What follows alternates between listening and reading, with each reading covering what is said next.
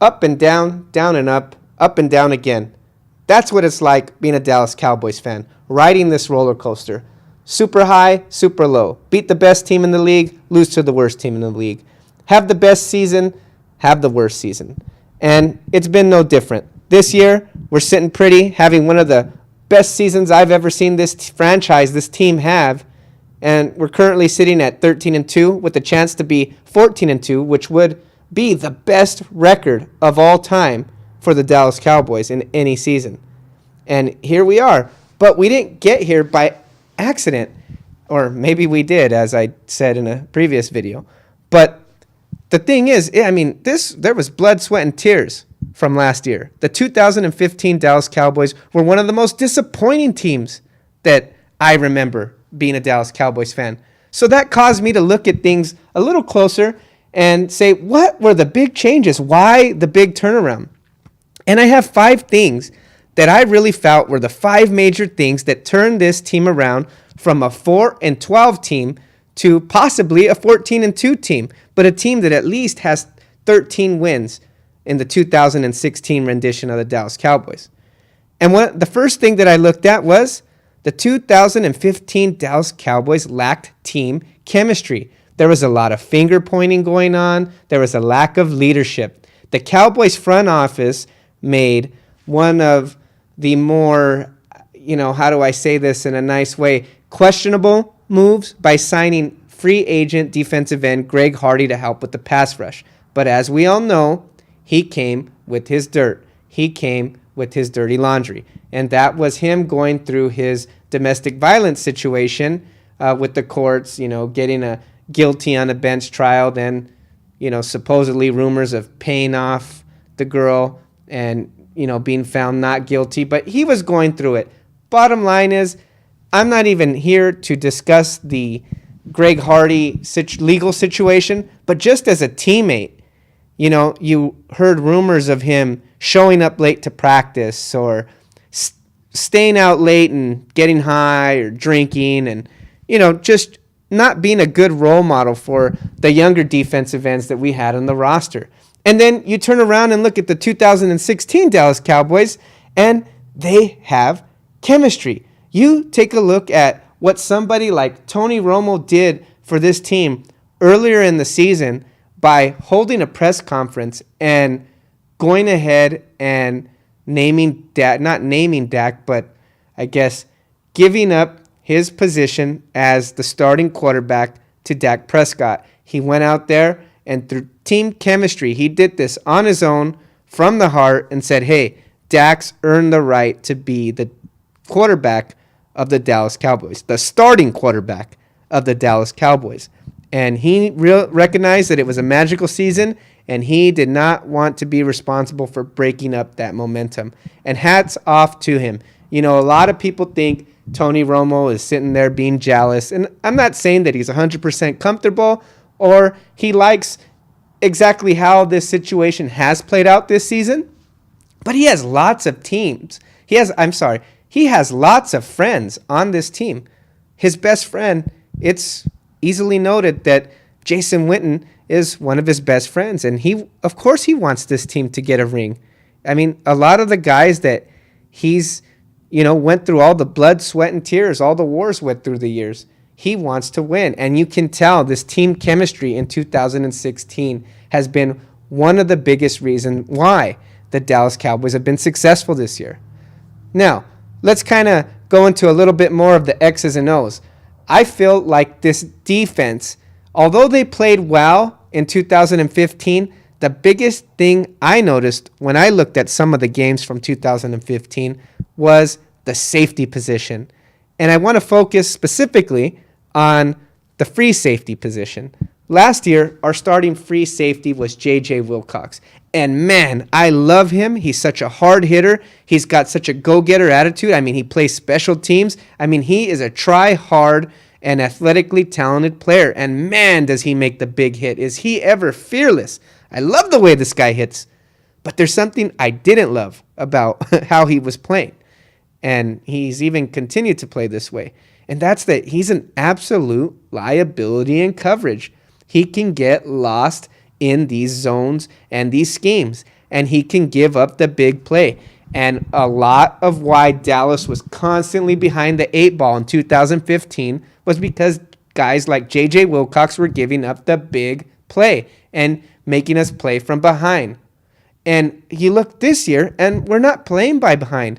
And why aren't we? Because in 2016, our starting free safety is Byron Jones, who was a cornerback last year, and he was kind of a hybrid in college, first-round pick from 2015. But finally they said, hey, Byron, you're the starting free safety. No more monkeying around. No more pulling you from corner to safety, back to corner, back to safety. No more of that. You are just our starting free safety. And man, has that move ever paid off here in 2016. Notice, you don't see the big air plays anymore. I've only maybe seen Deshaun Jackson pull out a big play here or two throughout the season. Nobody's beat them for that big play, and we haven't had to play from behind.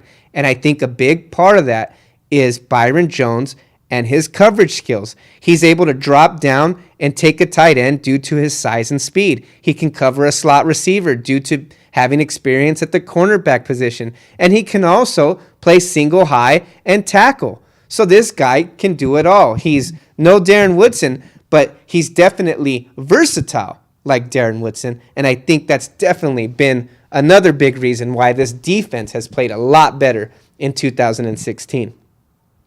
Now, another reason for the big turnaround is the thing that has probably stood the same. And this is Jason Garrett's team and Jason Garrett's message.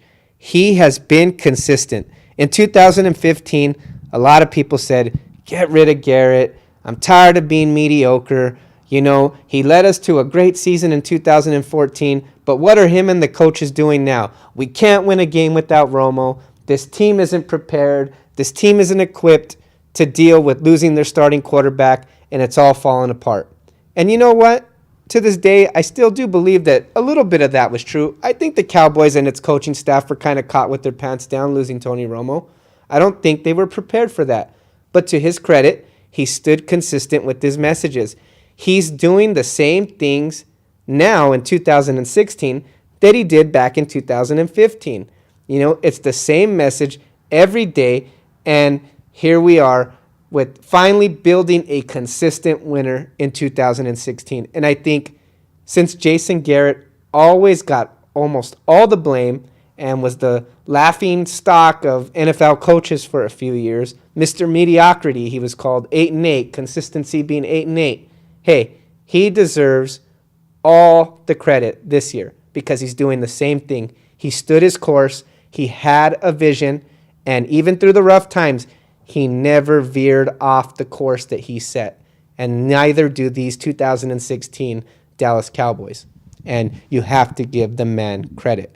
And he's definitely top 2 for Coach of the Year. And we'll probably get into that one on a later show with my co-host later on in the week. We'll go over Del Rio versus Garrett, but you got to give Jason Garrett his props. Now, the 2 biggest things, everybody can see them from a mile away. In 2015, we had a good rushing attack. We had a great offensive line. Darren McFadden was a very good above average running back. He actually ran for 1,089 yards on 4.6 yards per carry. And here's the most telling stat. He had only 3 touchdowns. Again, a good year, but not a great year. And serviceable, more than serviceable, but just not that home run hitting back that strikes fear in the defense. He's not a threat to score on any play. With the 4th overall pick in the 2016 draft, we drafted Ohio State running back Ezekiel Elliott, and that's all changed. And with 1 game left, he has 1,631 yards at a 5.1 yards per carry average. And again, that's better than McFadden. But here's where the biggest difference is. Again, this podcast is all about spotting the biggest differences from 2015 to 16. And the biggest difference is this: the touchdowns. He has 15 rushing touchdowns. He's a home run hitter. He is a threat to take it to the house on every carry. The defense has to account for that. The defenses play scared this year, scared that any one of those carries can be for a touchdown. And you just didn't have that threat from Darren McFadden. Yeah, you had the consistency.